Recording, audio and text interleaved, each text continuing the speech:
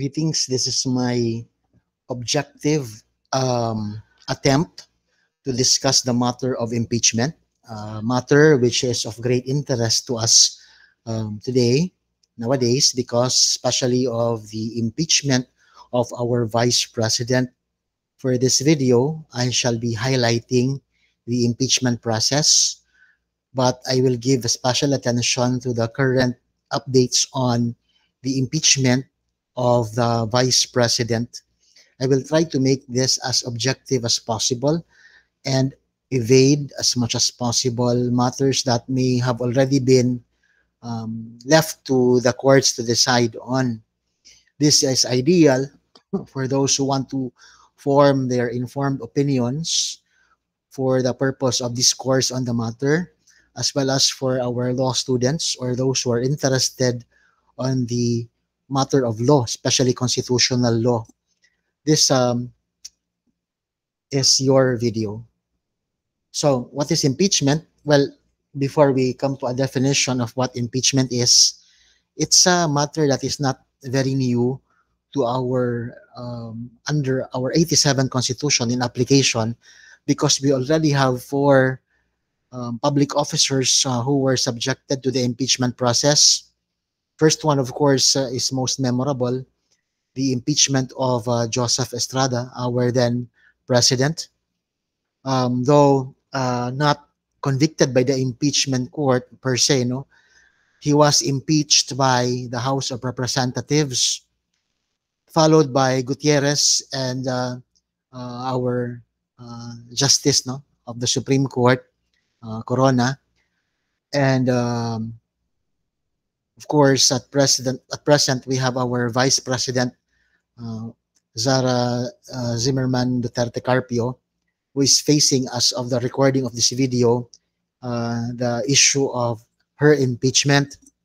Now, this impeachment of Sara Duterte is among the most controversial impeachments in the Philippines because of the several attempts to impeach her in the House of Representatives, because for a short span of time, four impeachment complaints were almost filed in unison against her.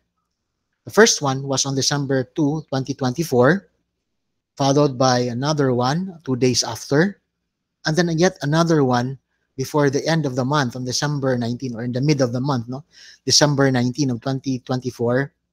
And both those first three were filed by private citizens and sponsored by a member of the House of Representatives. The fourth one is the most um, controversial, yet it's most expeditious because it was signed by more than the majority of the members of the House of Representatives, 215 of them. 215 of them. 215, napakarami nila. Though the signing was muddled with controversy, we leave it to the experts to determine whether there is truism to such controversies. No? So the first one, the December 2 impeachment complaint, was filed by the civil society and religious groups. The allegation includes, of course, graft and corruption, bribery, incompetence, amassing of ill-gotten wealth, no, that's corruption, and other high crimes. So practically, it's bribery, graft, and corruption, and other high crimes. The second one, filed 2 days after, was filed by 70 complainants from the various civil society groups, including those those who are marginalized, labor, peasant, environment, student rights organizations. And this complaint only cited primarily, or highlighted, betrayal of public trust as the ground for their complaint, unlike the first impeachment, who had a multitude of grounds. The fourth complaint also re-emphasized the previous grounds for impeachment. This is now filed by 12 complainants, which included Catholic priests, lawyers, members of the anti-corruption groups, which also, of course, had almost the similar issues raised in their impeachment complaint. Let's go to the fourth one. The fourth one, sinasabi ko nga, is controversial and unique kasi it's not so controversial na it's illegal. Controversial in the sense that it the clamor for the impeachment of the VP was massive. 215 members of the House of Representatives signed the 70-page impeachment complaint with 7 articles of impeachment, or 7 articles in the articles of impeachment. According to their spokesperson, this is a matter which was they had to do not only of a constitutional obligation but a moral one, as it is, no? It's become a moral one. So what are the grounds offered or proffered in this impeachment complaint, which is now in the Senate? Kasi it's the fourth impeachment complaint which successfully reached the Senate as an impeachment court. And there are 7 articles in the articles of impeachment, which is found in the complaint. The first one is on the betrayal of public trust and culpable violation of the Constitution, as well as high crimes, because allegedly, from the videos during the height of the investigations of the Congress on the matter of the confidential funds, the Vice President made statement which could be interpreted as a threat to the life of the President, the Vice President, and the Speaker of the House, when she insinuated or directly expressed that she may have hired a person to take care of business, no? Saying that sinabi na niya na kapag pinatay siya, papatayin si BBM, the First Lady Araneta Martin Romualdez. And of course, she emphasized that allegedly she, according to the interpretation of the complainants, no, that she was not joking around because she repeatedly said, no joke, no joke. The second ground was grounded on the respondent's alleged betrayal of public trust and also the commission of graft and corruption. This refers to his misuse or malversation of the confidential funds, allegedly. If you notice, when I quote, I refer to the Vice President as respondent because these are directly copied from the articles of impeachment itself, no? But allegedly, according to the complaint, well, allegedly, Duterte had more than 800 million pesos of confidential funds which were spent in an exorbitant manner, allegedly questionable manner, um, especially that it involves persons who were payees of these amounts who were allegedly fictitious. Okay. The third article refers to, again, the Vice President's betrayal of public trust, bribery, and other acts of graft and corruption, which violated the Anti-Graft and Corrupt Practices Act. Allegedly, the Vice President gave out cash gifts, monetary gifts to DepEd officials and other DepEd field personnel using funds from supposedly unknown sources. This I think this grounds came from the congressional inquiry on the matter. The fourth article speaks of the alleged culpable violation of the Constitution, betrayal of public trust, and also in the amassing of unexplained wealth. No, this refers to the inconsistency or irregularity in the statements of assets and liabilities, because allegedly the assets of the Vice President shoot up when she assumed office. So she had hidden an unexplained wealth discovered through the course of investigations. The fifth article allegedly is on her commission of high crimes, um, including crime of murder and conspiracy to commit murder. This implicates her in being privy to the extrajudicial killings by the Davao Death Squad. Okay, allegedly. Article 6 is a ground saying that respondent by herself and or in concert with others committed acts of destabilization constituting a betrayal of public trust and culpable violation of the Constitution and other high crimes of sedition and insurrection.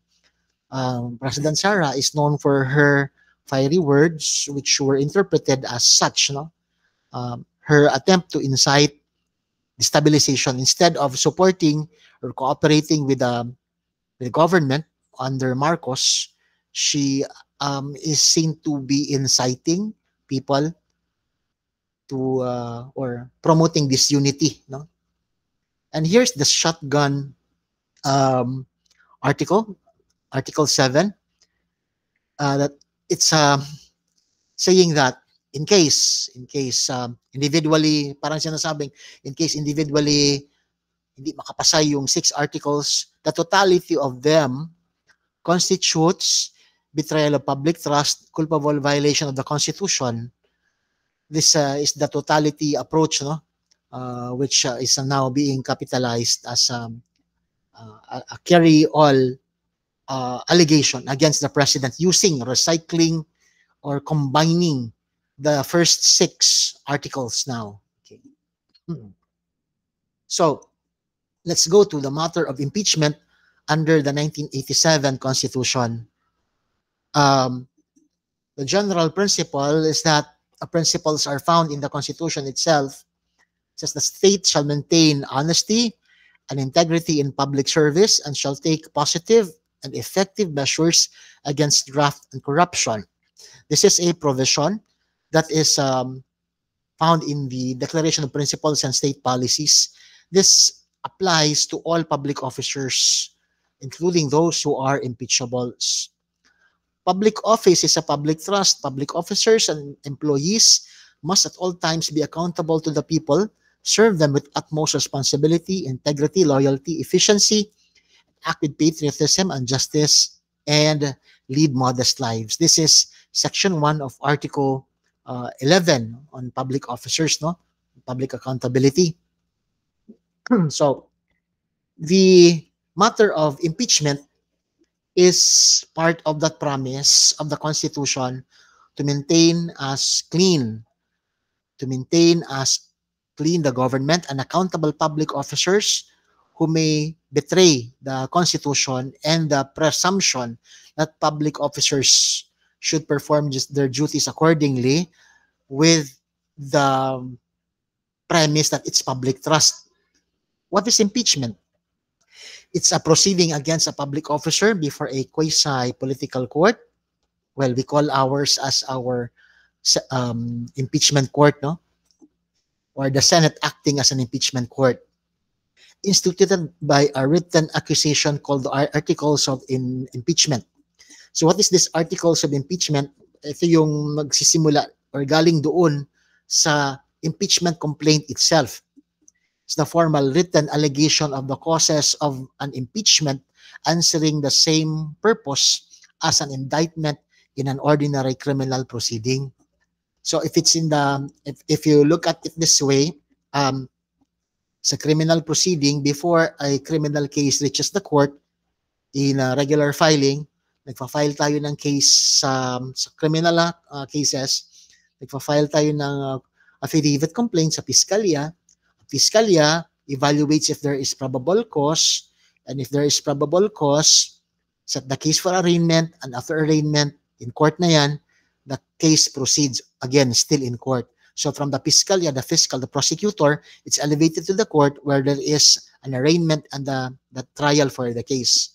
So etong articles of impeachment is that complaint as evaluated and as assessed by the House of Representatives, and it's raised to the Senate as an impeachment court.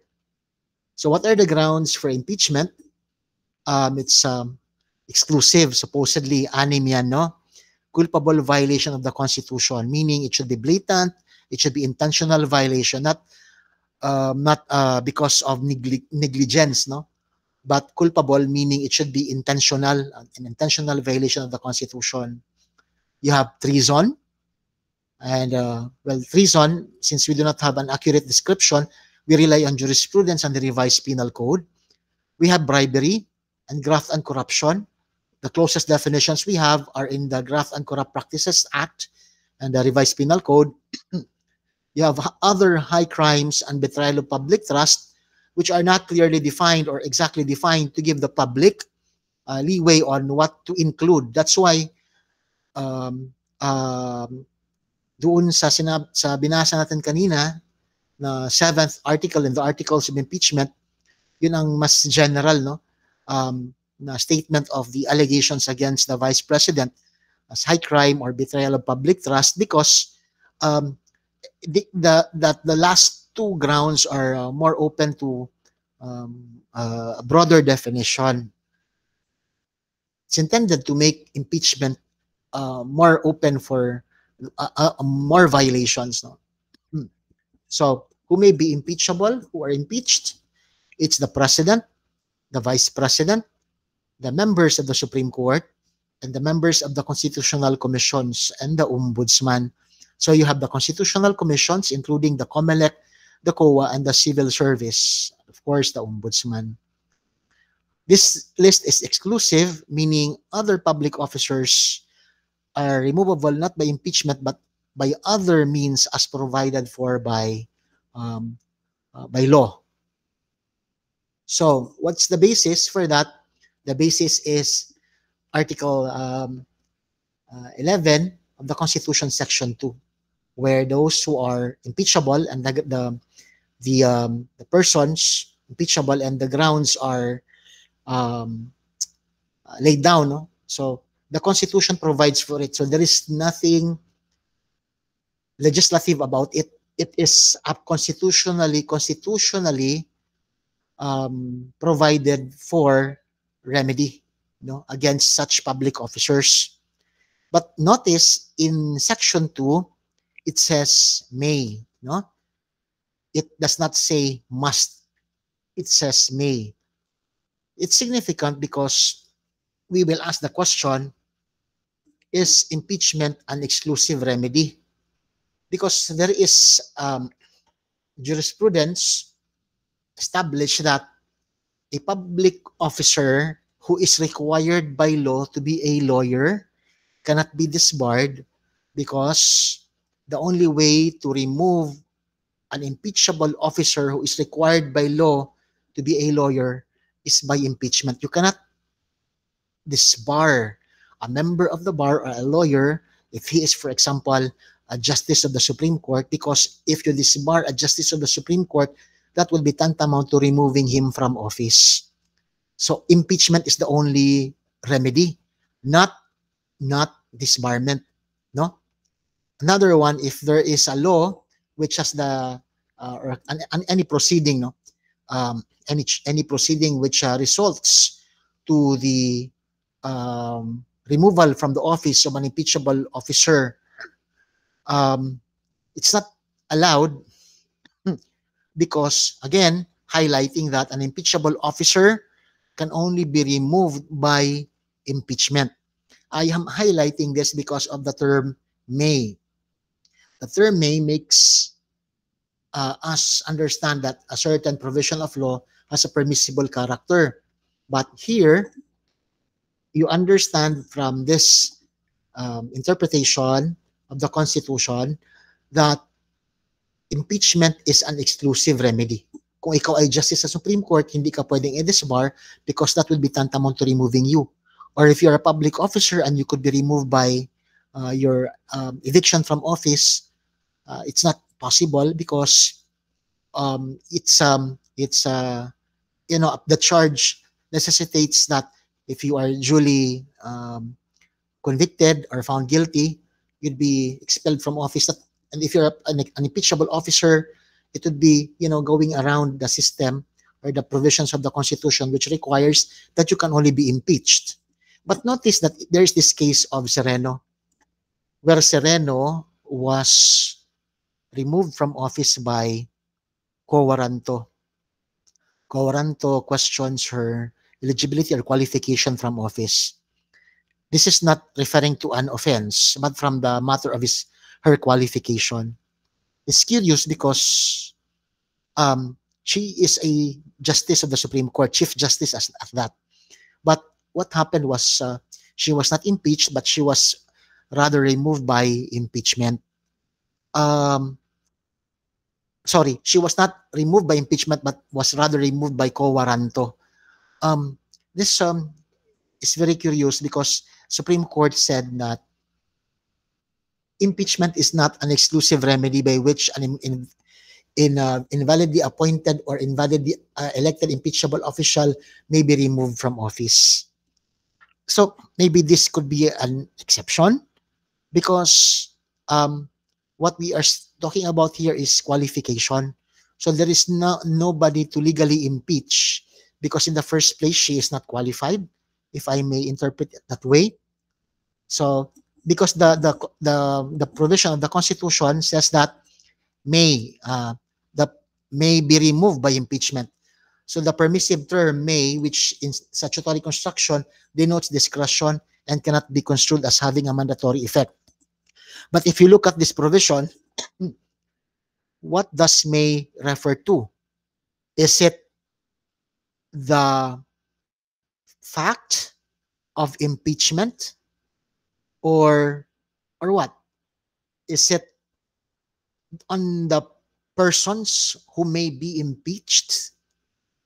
I do not know, but I think I would suggest you read the decision of Sereno because somebody there only concurred with the result, no?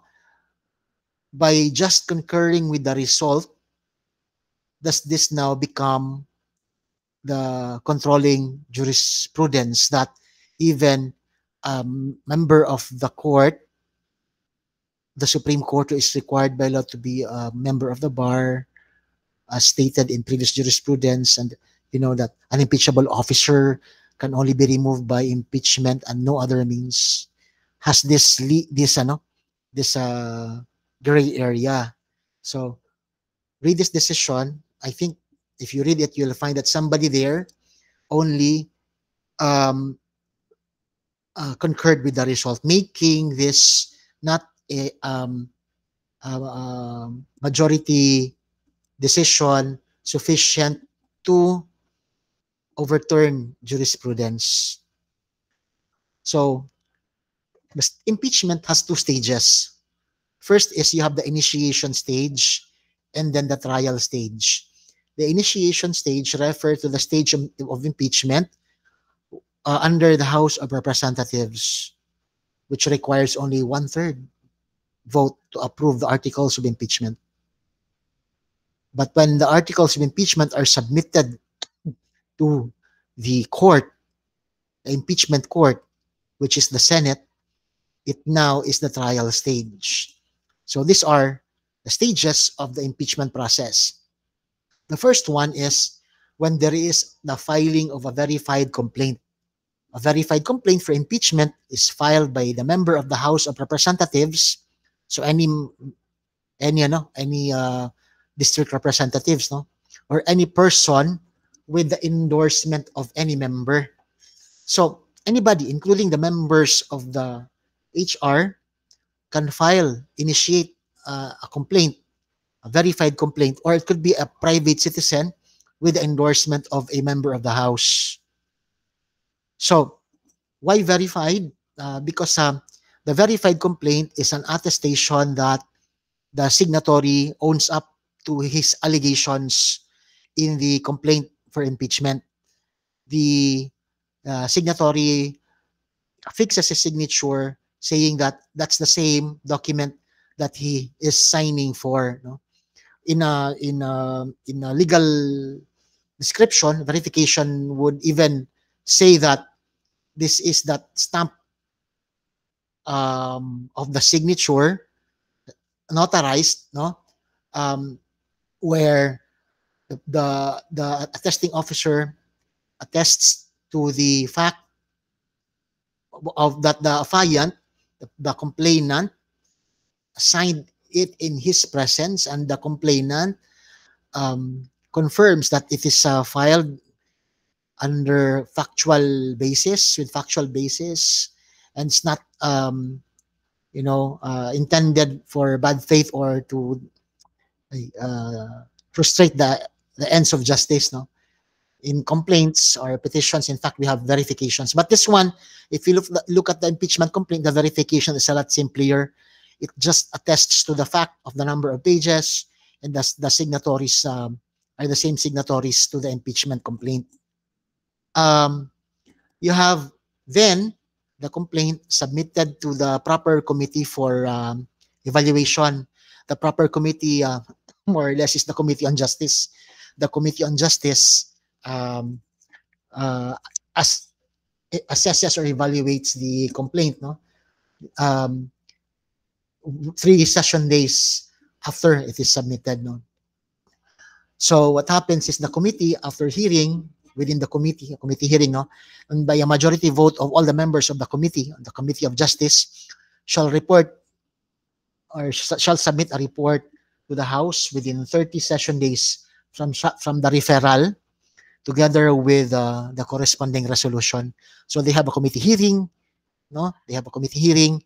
The committee will then vote, majority vote, and then majority vote will say, do we approve or endorse or make a resolution saying that we are not endorsing the impeachment complaint.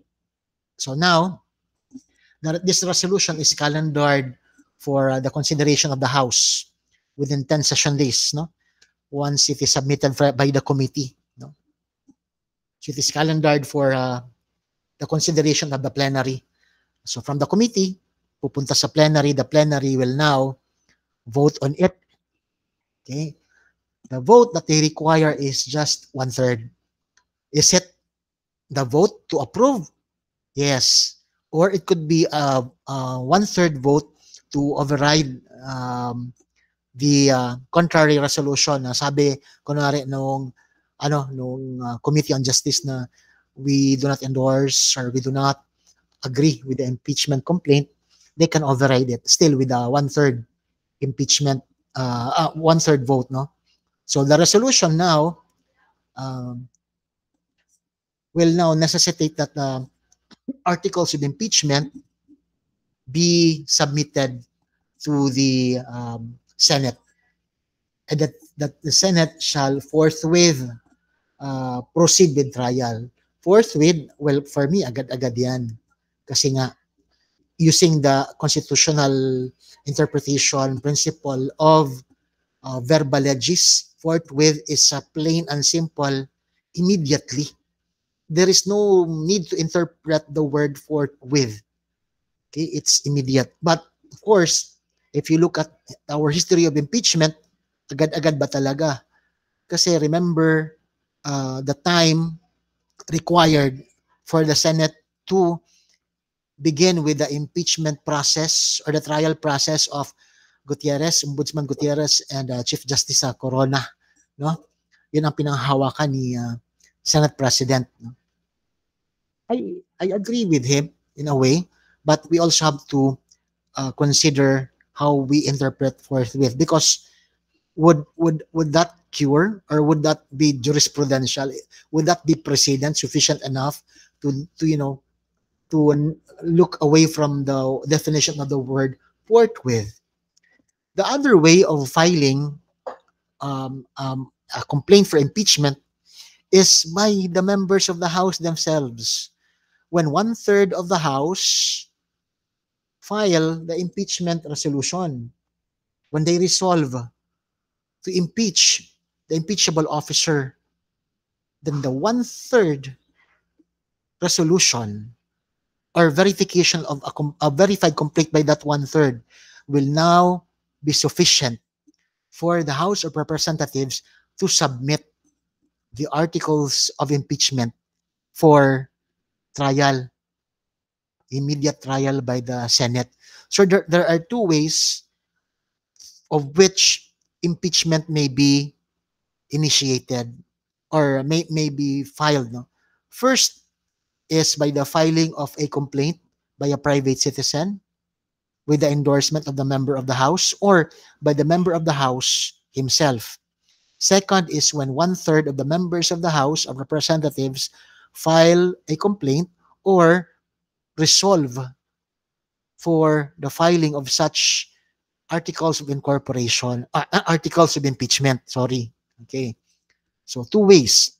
So what happens is either of um, the means of initiating it could uh, you know um, will result to the Senate now convening as an impeachment court. Okay. So now the Senate as an impeachment court has certain mechanisms before it can proceed. No, we have to recognize that the power to try an impeachable officer is lodged to them. No, not with any other body. They have the sole power to try and decide all cases of impeachment. So when they sit for that purpose, they shall be under oath or affirmation. The time when they took their affirmation, they usually wear their robes, symbolic of them assuming the role of the Senate acting as an impeachment court. This is not part of the judicial system, the regular judicial system of the Philippines. This is a political exercise of Senate as an impeachment court, governed by the rules of court and suppletorily, but primarily with their Senate rules, their Senate rules. But they take their oath as senator judges. They are not judges per se. They are senator judges acting as such when they are constituted as an impeachment court. So it's who presides. Normally, it's the Senate President, but when the President of the Philippines is on trial, the Chief Justice of the Supreme Court shall preside but shall not vote, because normally it's the Senate President who presides unless if it's the President of the Philippines. So here, for Sara Duterte, who will preside is the Senate President if Chis Escudero will not be unseated when the new set of senators come in. No person shall be convicted without the concurrence of two-thirds of the members of the Senate. So two-thirds vote is required for the members of the Senate to impeach or convict an already impeached officer. So once a year, no impeachment proceeding shall be initiated against the same official more than once within a period of 1 year. This is controversial because even in the past, this has already been an issue. Imagine if an impeachment proceeding has already been filed and yet another one subsequently thereafter and another one. The position of the impeachable officer will be unstable. No? That's why we have that 1 year ban. So that's one of the reasons why there is this restriction. This case of Gutierrez versus Committee on Justice will interpret that what that 1 year period means. So it's the filing of the impeachment complaint coupled with Congress taking the initial action on the complaint. That is the beginning of the initiation stage where the 1 year period is counted from. So what is initiation?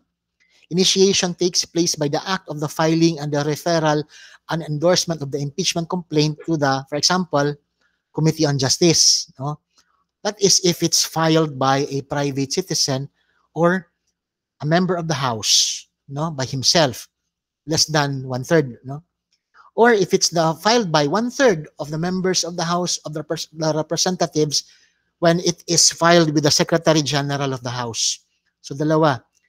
It's initiated when if it's filed by any member of the House or members not constituting one-third, or by a private citizen, and then it's referred to the Committee on Justice, or when it is filed by one-third when it's submitted to the Secretary General, the SecGen of the House. So that begins the 1-year period. So from that point to the following year, no further impeachment proceedings may be filed against the impeachable officer. So what will be the judgment in an impeachment trial? No? Judgment can be, in case of impeachment, shall not extend further than removal from office. So the impeachable officer is removed from office.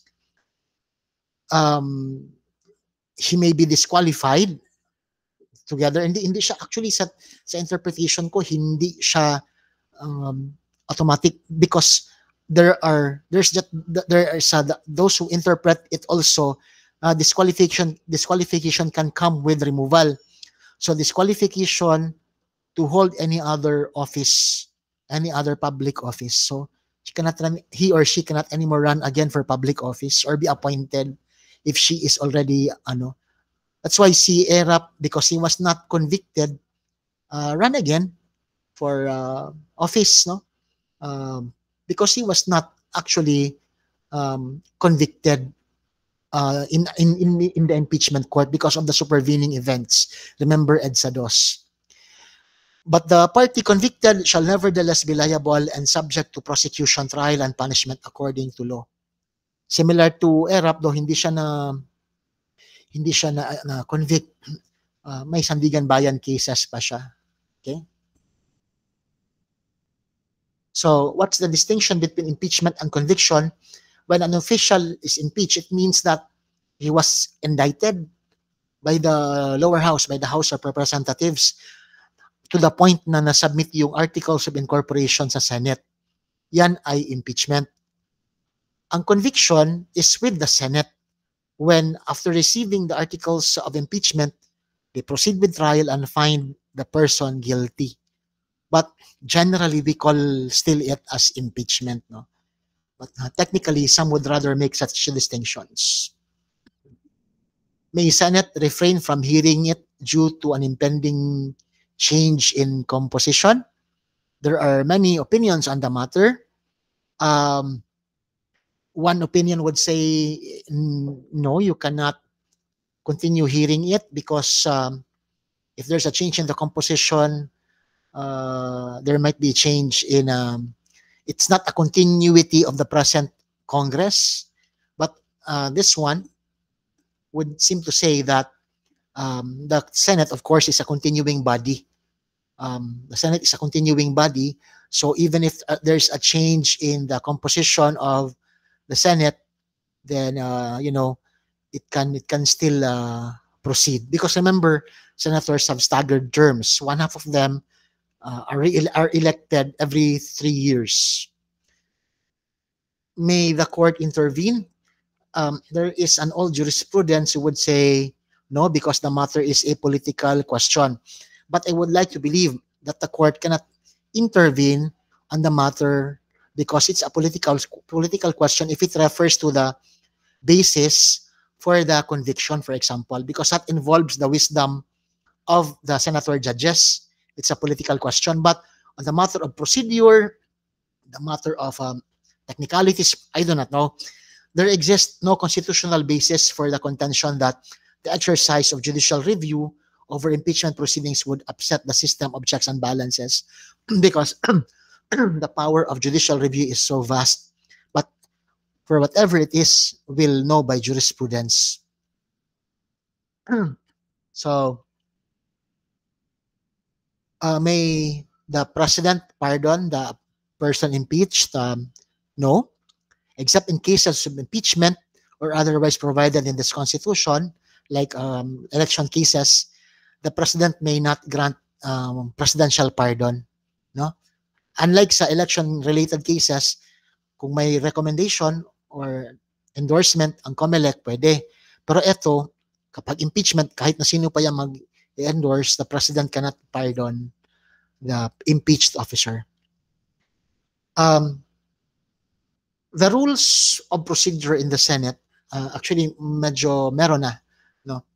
Section 3 of the Constitution says that Congress shall promulgate its rules on impeachment to collectively carry out the purpose for this section. And there is already one, the Senate rules, no, in 2023. This will be subject of another video. Thank you for viewing, and I hope you learned something.